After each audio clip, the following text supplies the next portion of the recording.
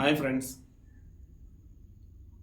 ఈరోజు ఒక ప్రాముఖ్యమైనటువంటి విషయాన్ని బైబిల్ బోధన నుండి తెలుసుకుందాము. సామెతల గ్రంథం 16వ అధ్యాయం 25వ వచనం. ఒకరి మార్గము వాని దృష్టికి అది యథార్థముగా కనపడును, అయినను తుదకు అది మరణమునకు చేరును.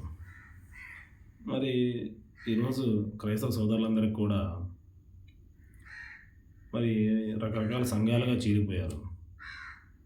అందరూ చదివేది ఒకే బైబిల్ అయినప్పటికీ ఇన్ని రకాలుగా సంఘాలుగా, ఇన్ని రకాల శాఖలుగా ఎందుకు చీలిపోయారంటే వారికి ఎవరి మార్గం వారికే సత్యం అనుకోవడం వల్లనే. అయితే బైబిల్ గ్రంథం అదే చెప్తుంది, ఒకరి మార్గం వాని దృష్టికి యథార్థముగా కనబడను, అయినను అది తుదకు మరణమునకు చేరును. కాబట్టి ప్రియ క్రైస్తవ సోదరులారా, ఏది సత్యమో సరిగా తెలుసుకొని సత్యం పట్ల స్థిరంగా ఉండండి. అంతే తప్ప మరి అనేక సంఘాలుగా విడిపోయి మేము సత్యం అంటే అని సత్యానికి ఆమడ దూరం వెళ్ళిపోయిన క్రైస్తవులు.